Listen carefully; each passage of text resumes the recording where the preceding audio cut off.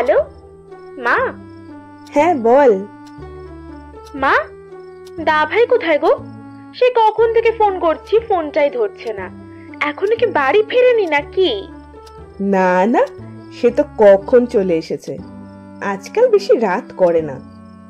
আর তাছাড়া আমার শরীরটাও কদিন ভালো নেই, তাই নাইট ডিউটি করছে না।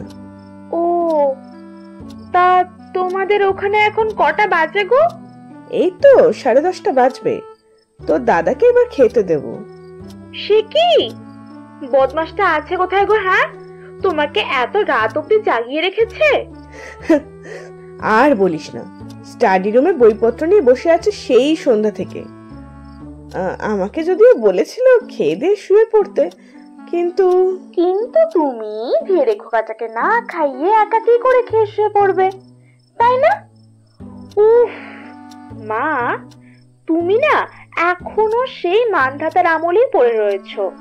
আর তোমার খোকাও হয়েছে তাল শিয়ানা, এত বড় ডাক্তার হয়ে গেল, এখনো পড়াশোনা শেষ করতে পারলো না। কোথায় ঘরে একটা মিষ্টি বউ আনবে, তা না, এখনো দিন রাত ওই রাশি রাশি বইয়ের পিছনেই পড়ে রয়েছে। তোর দাদা যদি আমাদের মনের কথাগুলো বুঝতো।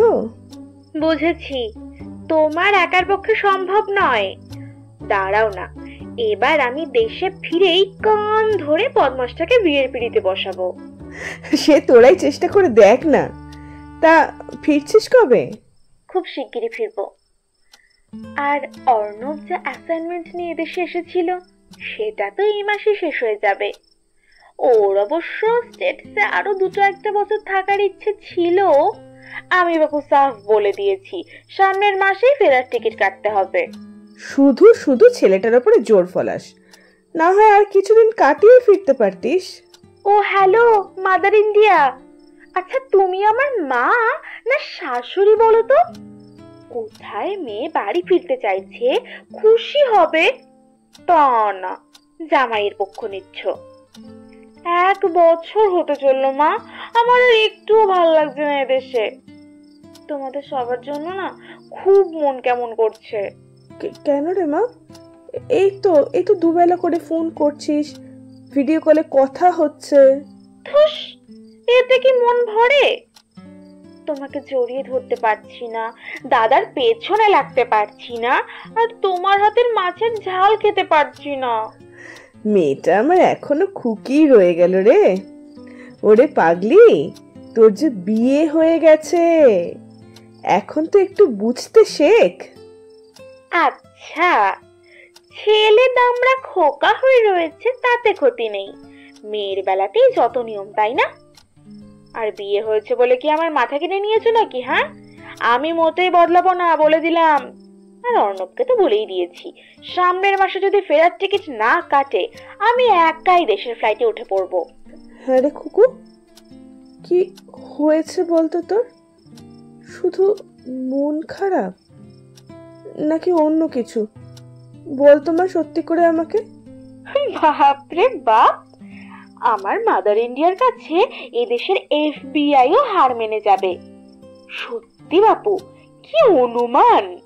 খুকু, কি হয়েছে সোনা? মা, একটা না ছোট্ট গুড নিউজ আছে। মানে লাস্ট উইকে আমি সাসপেক্ট করেছিলাম, কিটের ভরসা না করে ল্যাব টেস্টে দিয়েছিলাম গতকাল। আজ সকালে না রিপোর্ট এসেছে, আর রিপোর্ট পজিটিভ। ও মা, তাই? দুষ্টু মেয়েটা আমার এতক্ষণ ভালো খবরটা চেপে রেখেছে। আর কি আনন্দের কথা! তা হ্যাঁ রে, তোর দাদাকে বলেছিস? আরে বাবা, হুমদোকে বলবো বলেই তো সকাল থেকে ফোন করে চলেছি। ব্যাটা নির্ঘাত ফোনটা সাইলেন্ট করে বইয়ের মধ্যে ডুব দিয়ে রয়েছে। আসলে অর্ণব বলল দাদাকে জিজ্ঞেস করতে এই সময় এতটা লম্বা ফ্লাইট নেওয়া ঠিক হবে কিনা। হ্যাঁ ঠিকই তো বলেছে। ছেলেটার তাহলে সব দিক দিয়ে খেয়াল আছে, সেটা বল। অমনি একেবারে জামাইয়ের প্রশংসা শুরু করে দিল। উফ, তবে মা, এটা তুমি একদম ঠিক বলেছ, অর্ণব দাদার মতোই কাজ পাগল হলে কি হবে, আমার খেয়াল রাখতে অবশ্য একদম ভোলে না। তা জামাই কি বলছে, খুশি তো? খুশি মানে সকাল থেকে একেবারে নেচে কুদে কি যে করছে কি বলবো। আবার বলছে নাকি এখানকার বেঙ্গল কমিউনিটিতে একটা পার্টি শো করবে। আমি অবশ্য বলেছি এসব পাগলামি এখন করতে হবে না, যা হবার দেশে ফিরেই হবে। দাঁড়া, ফোনটা ধর, তোর দাদার কাছে যাচ্ছি, নিজের মুখে খবরটা বলিস ওকে। ওকে? ওমা, দাদা আবার আমাকে খেপাবে না তো? শোনো পাগলি মেয়ের কথা, তুই প্রথমবার মা হতে চলেছিস, এত আনন্দের একটা খবর পেয়ে হবু মামা কি খুশি হবে দেখবি না। শুভ, এই শুভ। কি হলো মা? এই নে, বোন কল করেছে রে, নে নে ধর, দেখ কি সুন্দর একটা খবর দেবে, নে নে নে কথা বল। ওর আবার কিসের সুন্দর খবর? আরে পাগল, এই নে ফোনটা ধর, নিজে কথা বল না রে বাবা। আচ্ছা, কি রে মোটি, কি সুখবর দিবি? ও মা, এরকম করলে আমার কথা বলতে ইচ্ছে করে। আরে শুভ, তুই এখন আবার কি শুরু করলি বলতো? এখন থেকে এসব ছাড়। কেন ছাড়তে হবে কেন? আরে তুই মামা হচ্ছিস রে, মামা। কি? ওরে মোটি, এবার তো ফুলে একদম আলুর বস্তা হয়ে যাবি রে। খেলবো না, একদম খেলবো না তোর সঙ্গে আমি। ফের আমাকে খেপাচ্ছিস শয়তান ছেলে। আর আমার সঙ্গে খেলার দিন শেষ পন্টি, এবার যিনি পুচকু আসবেন তার সঙ্গে খেলতে হবে দিন রাত। দাঁড়া না, পুচকুকে ওর মামার ঘাড়েই আমি চাপিয়ে দেব, তখন বুঝবি ঠেলা। যথা आज्ञा भगिनी, मामा बाबू आप लोगों के सेवा में हाजिर है। আচ্ছা শোন, এবার কাজের কথায় আসি।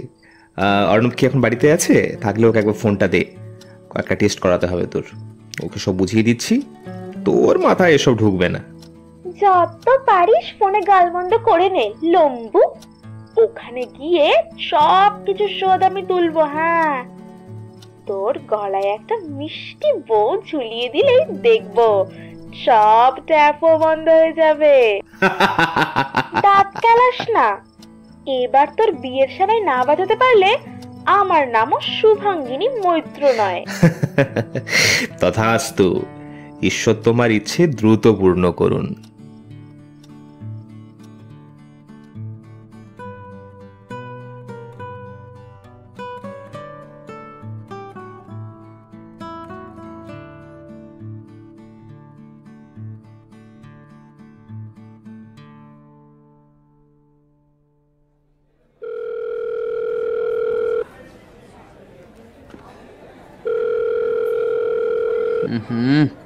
ফোনটা তোল না হারামজাদা।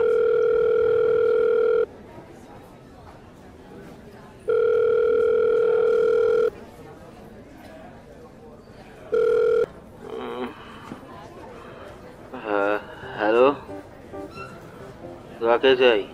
এই বেটা কুম্ভকর্ণ, সকাল থেকে কতবার ফোন করলাম আমি। Sorry, wrong number. এখানে কোনো কুম্ভকর্ণ নেই। আমি আমি আমি প্রবুদ্ধ। এই শালা ঘুম থেকে ওঠ, আমি বিকাশ। আরে ধুর বাবা, বললাম তো আমি প্রবুদ্ধ, কোনো বিকাশ সাহেব। হ্যাঁ, কে? ও ভাই তুই? হ্যাঁ বল, কি হয়েছে? কি হয়েছে? তোর কথা মতো সকাল সকাল তো এসে গেছি, কিন্তু তার তো কোনো পাত্তা নেই, ফোনটাও তুলছে না। ও, ফোন ধরছে না? ভাই একটু পরে দেখ আরেকবার করে। বাচ্চা ঘুম পাড়াতে গিয়ে হয়তো নিজে ঘুমিয়ে গেছে, হয়তো ও ঘুম ভাঙালেই তুলবে, দেখিস। এই মোরকট, লয়ার বাচ্চা ঘুম পাড়াতে যাবে কেন? কি যাতা বকছিস? হ্যাঁ হ্যাঁ, সরি ভাই, সরি সরি সরি। আরে ভাই বলিস না ভাই, কাজের চাপে দুদিন আরাম করবো বলে অফিস থেকে ছুটি নিয়েছি, ভাবলি আমাকে এখানে ওর কাজ ধরিয়ে দিয়েছে ঘরে। আমার পুচকেটাকে তো জানিসই, একেবারে বদমাইশ হয়েছে। মানে দুষ্টুমিতে এই মালটা মাকেও চালিয়ে যাবে। না শালা নিজে ঘুমায়, না কাউকে ঘুমাতে দেয়। এতদিন ধরে বাবলি প্রায় রাতে জেগে থাকে, এখন দুদিন ধরে আমিও আছি। এই সকালবেলা একটু আগে রাজামশাই ঘুমিয়েছেন, রাজমাতাও নিদ্রা গেছেন, যথারীতি আমারও একটু চোখ লেগেছে। ঠাকুর মুখ তুলেছে, এসো। তাই আর কি, ওই ঘুমের মধ্যে কি না কি বলে ফেলেছি ভাই, মনে করিস না, ঠিক আছে? হ্যাঁ, কি যেন বলছিলি? শোভনদা ফোন ধরছে না। ঠিক আছে ছাড়, তুই রেস্ট নে, আমি আরো কয়েকবার ফোন করে দেখছি। বাবলি আর জুনিয়র ঠিকঠাক আছে তো?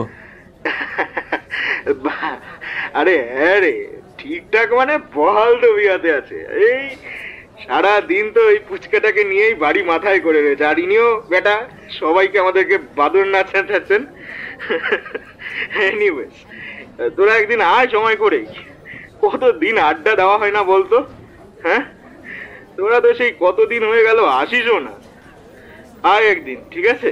হ্যাঁ রে, আসবো, সময় বের করি একটু। আইনি ঝামেলায় পড়েছি, বুঝতেই তো পারছিস। দেখেছিস, এই জন্যই বাবলি আমাকে ঠিকই বলে আমি শালা পাক্কা একটা গোফেট। তুই নিজের জ্বালায় রয়েছিস, আর আমিও এখানে আমার অমর চিত্র কথা শুরু করে দিয়েছি। মনে করিস না ভাই। হ্যাঁ, আর ভাই সরি। হ্যাঁ, আরে ঠিক আছে বাবা, ঠিক আছে, তুই রাখ, আমি দেখছি এদিকে। বাই। সমস্যায় পড়া গেল। সোমবার সকাল 10:30। কোর্টপাড়ায় নিয়মিত ব্যস্ততার পর্ব শুরু হয়ে গিয়েছে। কালো জোব্বা পরিহিত উকিলবাবুদের ঘিরে ধরে ভিড় করে আছে মক্কেলরা। খসখস করে রাশি রাশি দলিল দস্তাবেজে লেখালেখি করে চলেছেন মুহুরিরা। টাইপরাইটার ও কিবোর্ডের খটাখট যান্ত্রিক আওয়াজ। ব্যবসার টুকটাক প্রয়োজনে দু একবার এই পাড়ায় এসেছে বিকাশ, তবে কখনোই বেশি সময় কাটাতে হয়নি। এবার একটু ঝামেলার কাজ রয়েছে।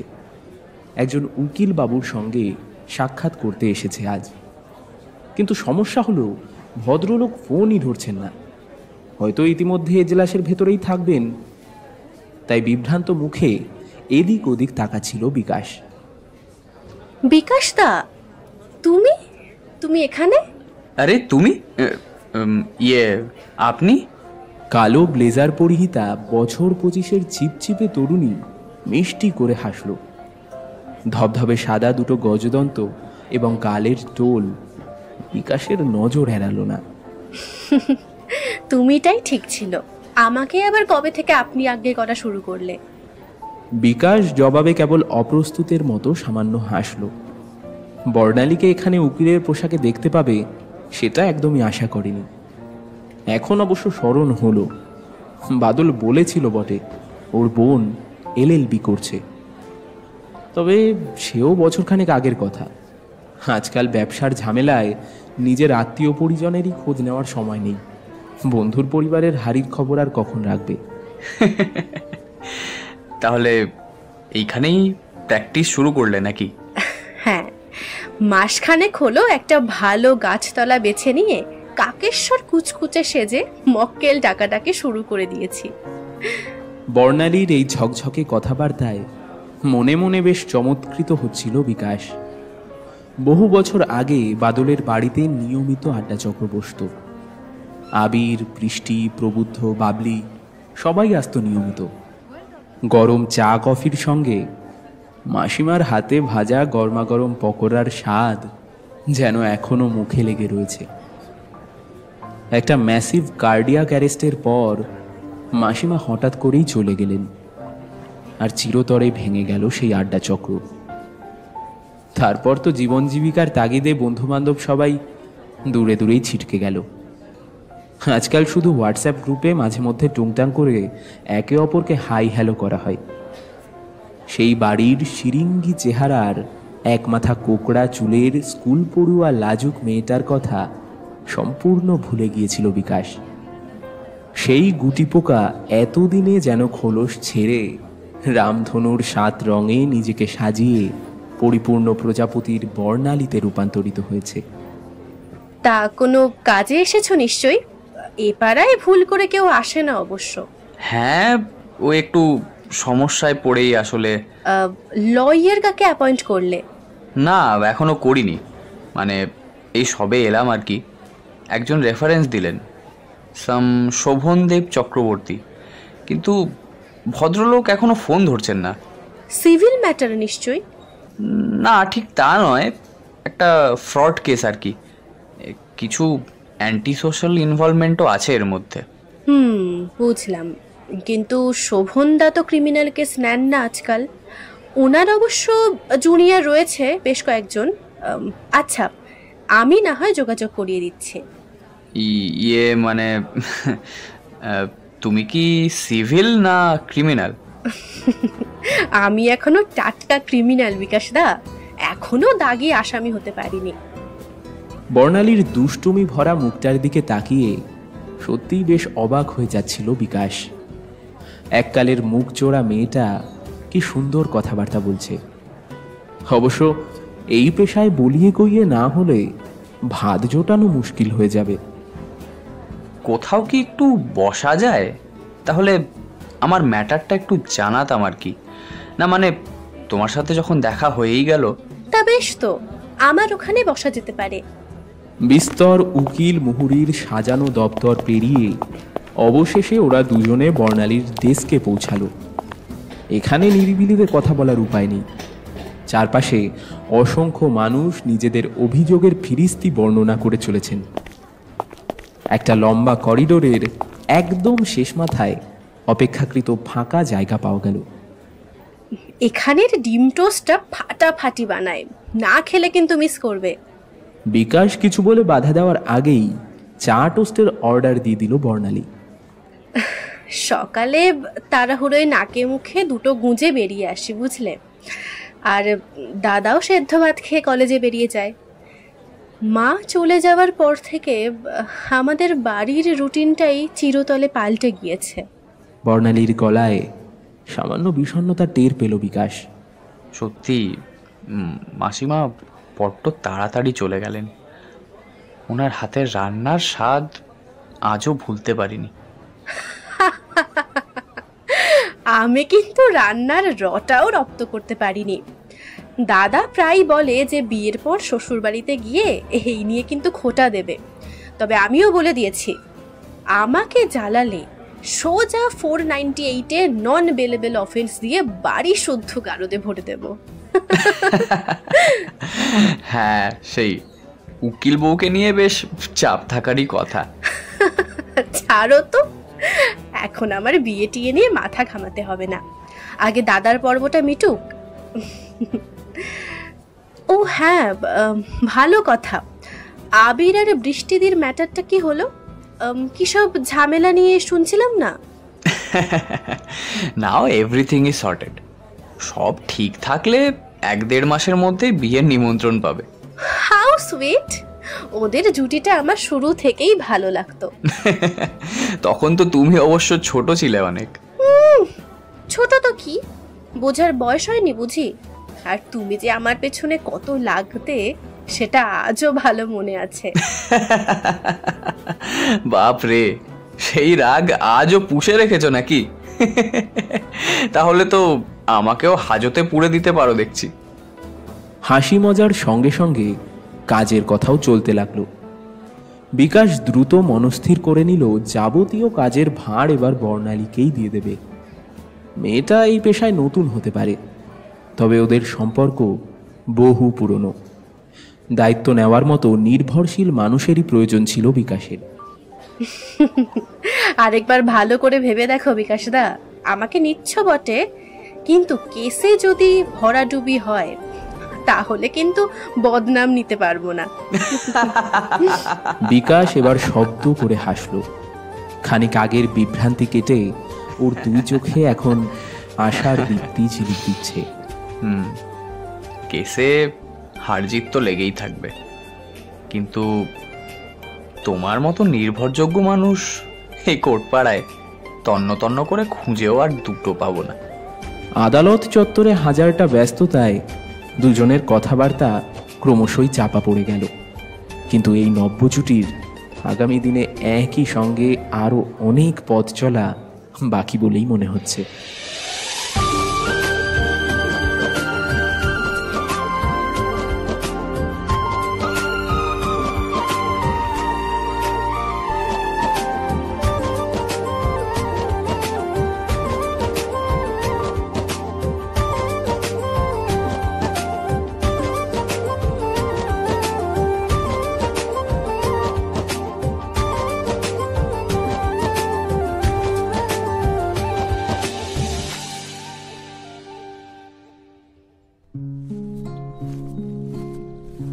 Good morning uncle.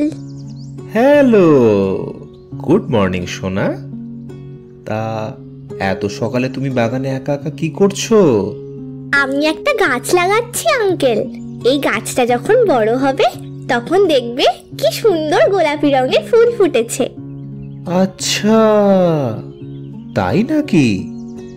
তা তুমি কি করে জানলে এতে গোলাপি রঙেরই ফুল ফুটবে? লাল, হলুদ কিংবা নীল রঙেরও তো হতে পারে। ধুস, তুমি কিচ্ছু জানো না। এই গাছটাতে শুধু গোলাপি রঙেরই ফুল ফোটে। মামাম তো কাল বললো আমায়। আচ্ছা আচ্ছা আচ্ছা, বেশ তাই। তোমার মাম্মাম যখন বলেছে তখন অন্য কিছু হতেই পারে না। আর গাছটা যদি ভুল করে অন্য কালারের ফুল দিয়েও ফেলে, তাহলে আমরা দুজনে মিলেই ওকে এমন কষে ধমক দেব না। বিপাশা কয়েক সেকেন্ড বিস্মিত হয়ে ডক্টর শুভময় মৈত্রের হাসোজ্জ্বল মুখের দিকে তাকিয়ে রইল। তারপর অবশ্য পরিহাসের অর্থ বুঝতে পেরে খিলখিল করে প্রাণবন্ত শিশুসুলভ হাসিতে ফেটে পড়ল। ছোট্ট মেয়েটা এরপর গাছের গোড়ার মাটি ভালো করে সাজিয়ে ধীরে ধীরে উঠে দাঁড়ালো। তারপর অতি সন্তর্পণে টলমল পায়ে কয়েক পা হেঁটে দূর থেকে তুলে আনলো গাছে জল দেওয়ার পাত্রটা। শুভময় অত্যন্ত তীক্ষ্ণ দৃষ্টিতে বিপাশার হাঁটা চলা পর্যবেক্ষণ করছিলেন। প্রিন্সেস, এত সকালে কার সঙ্গে গল্প করছো? বলতে বলতেই স্লিপিং গাউন পরিহিতা বছর 30-এর একজন মহিলা বারান্দা পেরিয়ে বাগানের দিকে এগিয়ে এলেন। একই সঙ্গে বিপাশা আর শুভময়কে দেখে উনি বিস্মিত হয়ে কিছু একটা বলতেই যাচ্ছিলেন। শুভময় ঠোঁটে আঙুল রেখে মহিলাকে কথা বলতে বারণ করলেন। হাতের ঝাঁঝির জল দিয়ে সদ্য পোতা গাছটাকে তখন স্নান করিয়ে দিচ্ছে বিপাশা। এত বড় একটা জলের পাত্র ধরে রাখার জন্যই হয়তো ওর শরীরটা মৃদুমন্দ টলছিল। বিপাশার মা অভিপ্সা এগিয়ে এসে মেয়েকে ধরতে যাচ্ছিলেন। শুভময় পুনরায় ওর হাত চেপে ধরে নিষেধ করলেন। বিপাশাকে এবার থেকে একলাই নিজের সব কাজ করা শিখতে হবে। ওকে স্বাবলম্বী হতে দাও। কিন্তু কিন্তু ও তো সবে। না, কোনো কিন্তু নয়। মেয়ের জন্য তোমার ভাবনা স্বাভাবিক, তবে এটাও বুঝতে হবে যে শরীরের প্রতিকূলতার সঙ্গে লড়াইটা কিন্তু বিপাশাকে একাই লড়তে হবে। চিকিৎসায় আশাতীতভাবে শরীর সাড়া দিচ্ছে, কিন্তু সেই সঙ্গে মানসিক জোর বৃদ্ধি না পেলে সেই চিকিৎসা সম্পূর্ণ হবে না। পঙ্গুত্ব দূর করার জন্য both physical and mental state improve করা খুবই প্রয়োজন। স্নায়ুরোগ বিশেষজ্ঞের সঙ্গে আর যাই হোক, রোগের জটিলতা নিয়ে তর্ক করা বৃথা। অভিপ্সা সজল দুই চোখ মেলে দূর থেকেই বিপাশার উদ্ভিদ পরিচর্যার কাজ দেখতে লাগলেন। মেয়েটা ঠিক ওর বাবার স্বভাব পেয়েছে। বিদেশে থাকাকালীন পরম নিজেও উইকেন্ডগুলোতে প্রায় সারা দিন বাগানেই পড়ে থাকত। বিধাতা সেই স্বল্প আয়ুর তরুণকে অকালেই নিজের কাছে ডেকে নিলেন। কিন্তু উত্তরাধিকার সূত্রে ওর স্বভাব আজ এতদিন বাদে নিজেদের সন্তানের মধ্যে দেখতে পাচ্ছেন অভিপ্সা। শুভময়ের বাহু সজোরে আঁকড়ে ধরে ওর কাঁধে মাথা রাখলেন অভিপ্সা। ভাগ্যিস তুমি দেবদূতের মতো আমাদের জীবনে এলে, নইলে হয়তো আমার প্রিন্সেসকে সারা জীবন হুইল চেয়ারেই বন্দি হয়ে কাটাতে হতো। মৃদু হেসে অভিপ্সাকে নিজের কাছে টানলেন শুভময়। আমরা শুধু অনুঘটক মাত্র। আসল যিনি দেবদূত, তিনি অলক্ষ্যে আমাদের সবাইকে পরিচালনা করছেন। তিনি মাঝে মধ্যে আমাদের কঠিন পরীক্ষার মধ্যে ফেলে দিয়ে মানসিক শক্তির মাত্রাখানি মেপে দেখেন। বিপাশার দ্রুত উন্নতি হচ্ছে তার একটা অন্যতম কারণ, ও নিজে দ্রুত সুস্থ হতে চায়। এইটুকু মেয়ের কি অসম্ভব উইল পাওয়ার, আর এই ইচ্ছে শক্তি ওকে ধীরে ধীরে সারিয়ে তুলছে। শুধু ওষুধে এটা সম্ভব নয়। বিপাশাকে দূর থেকে খেয়াল রাখতে রাখতেই লনের এক কোণে পেতে রাখা চেয়ারে দুজনে অতঃপর এসে বসলেন। কফি টফি কিছু চলবে তো, নাকি আজও ঘোড়ায় জিন পরে এসেছো? হ্যাঁ, কফিটা চলতে পারে, তবে টফি না দিলেও এই বুড়ো বয়সে আর রাগ করব না। হা হা, মোটেও তুমি বুড়ো নাও, বরং শহরের মোস্ট এলিজিবল ব্যাচেলারদের মধ্যে তোমাকে অবশ্যই কাউন্ট করা যেতে পারে। বলছো? তা বেশ, কিন্তু মুশকিল হচ্ছে এত এলিজিবল লোকটাকেও শহরের সেরা সুন্দরীরা আদৌ কাউন্ট করছে না। তাদের জবাবের প্রত্যাশায় বসে থাকতে থাকতে সত্যি না বুড়ো হয়ে যাই এরপর। শুভময়ের দৃষ্টিতে এমন কিছু ছোঁয়া ছিল যেদিকে তাকিয়ে থাকতে থাকতে অভিপ্সার দুই গাল ক্রমশ রক্তিম বর্ণ ধারণ করল। এই মানুষটা কেমন অবলীলায় শরীর আর মনের গোপন ভাষাগুলো পড়ে নিতে জানে, তাই সাজিয়ে কিছু জবাব দেওয়ার চেষ্টা করা বৃথা। কথাবার্তা চলতে চলতেই পরিচারিকা এসে টেবিলে ব্রেকফাস্ট সাজিয়ে দিয়ে গেল।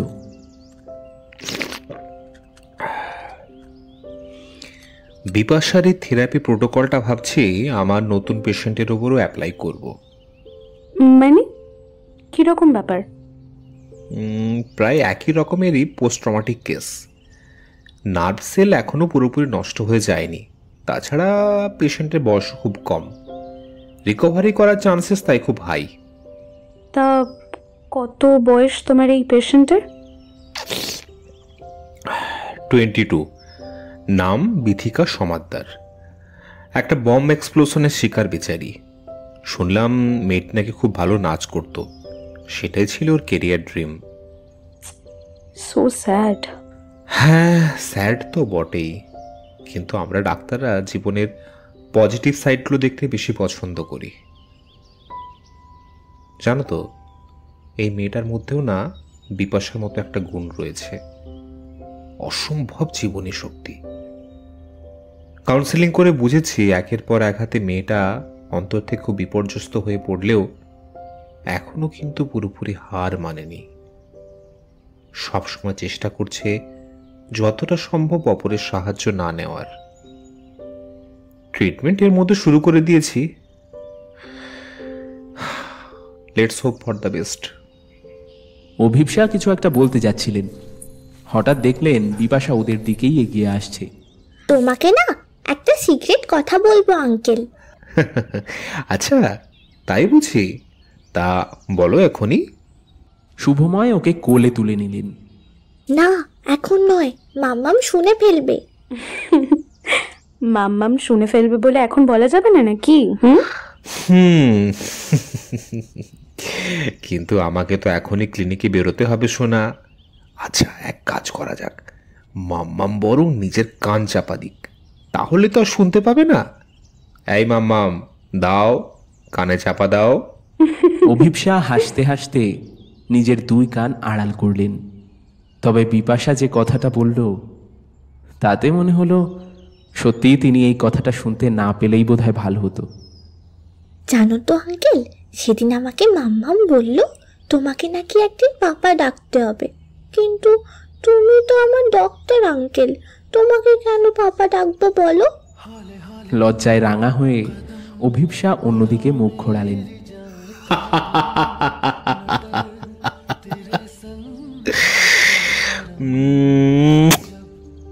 You have made my day darling. ডাক নামে কি আসে যায়? তোমাদের দুজনে ভালোবাসার সংসারে আমার একটু ঠাঁই হলেই শেষ পর্যন্ত এলিজিবল ব্যাচেলারের তকমাটা খুঁজবে। সোনালি রোদ এখন সারা বাগান জুড়ে হুটোপাটি করছে। সদ্য প্রথিত চারা গাছটা চেষ্টা করছে নিজের পায়ে দাঁড়ানোর।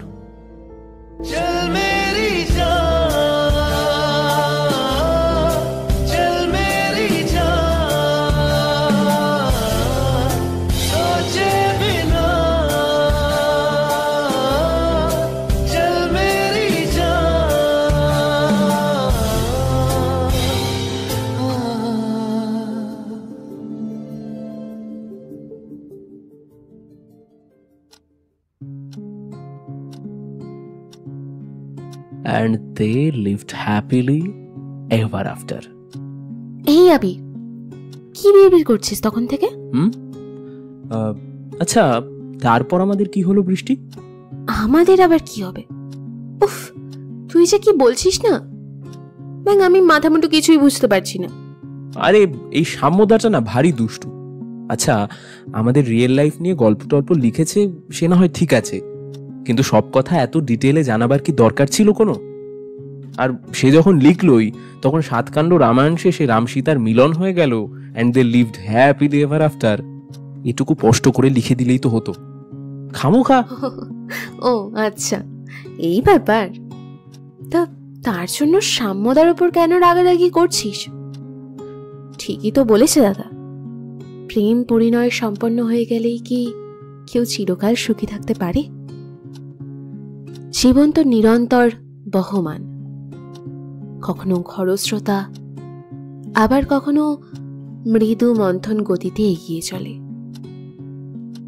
সব প্রতিকূলতার শেষে একসাথে পথ চলাটাই তো আসল লক্ষ্য, তাই না? কিন্তু সবার যে কৌতূহল আমাদেরকে নিয়ে, সেটা বুঝি তোকে বিব্রত করে না?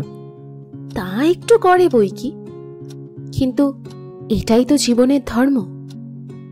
জীবনের সব গল্পই যদি ফুরিয়ে যায়, তাহলে বেঁচে থাকাটাই তো অর্থহীন হয়ে যাবে, তাই না? তাহলে তুই বলছিস আমাদের জীবনের গল্প ফুরিয়ে যায়নি তাহলে?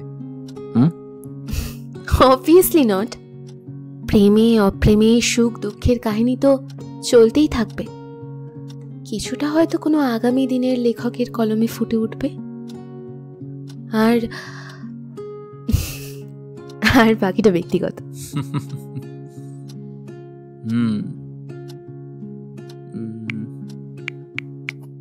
এই, তুই আবার কি করতে শুরু করলি রে?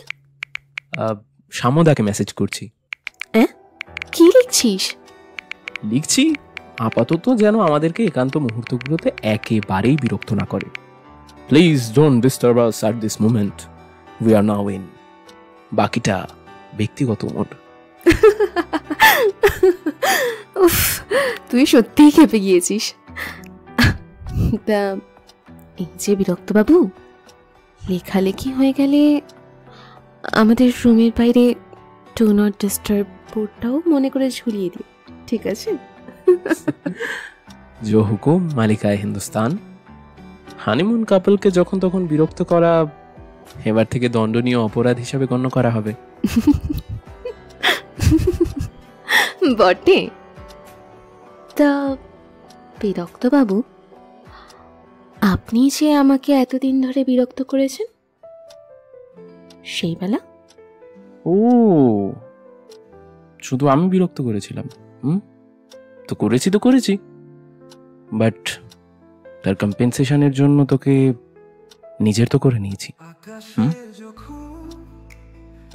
এই যেমন ধর, তুই আর আমি এখন আমাদের চেনা মানুষগুলোর থেকে এখন এত দূরে, একই ঘরে একই বিছানায় একসঙ্গে রয়েছি। তো এখন তো প্রায়শ্চিত্ত করাই যায় নাকি? অসভ্য ছেলে একটা। তোমার আঙ্গুল ছুঁয়ে দিলে এই দুরন্ত হৃদয় শান্ত হয়,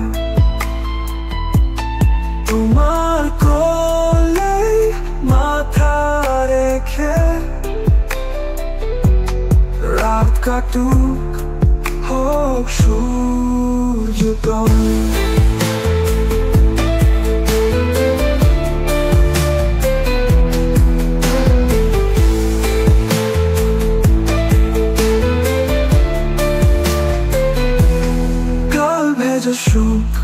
অশ্রুতে রাত জাগা দু চোখে খুনসুটি একলা সোরা দুই ঠোঁটের মাঝে মিশে যায় আমাদের উষ্ণ নিঃশ্বাস।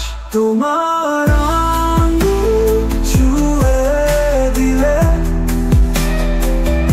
এই দুরন্ত হৃদয় শান্ত হয়। তোমার কোলে মাথা রেখে রাত কাটুক হোক সূর্যোদয়।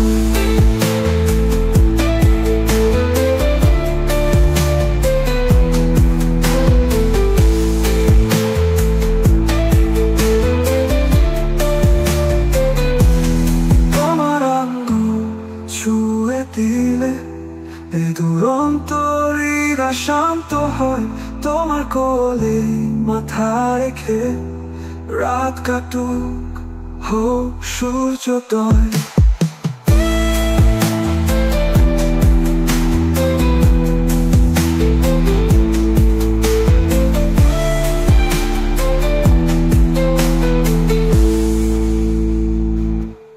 কাল ভেজে সুখ অশ্রুতে রাত জাগা দু চোখে খুনসুটি একরাশ চোরা দুই ঠোঁটের মাঝে মিশে যায় আমাদের উষ্ণ নিঃশ্বাস।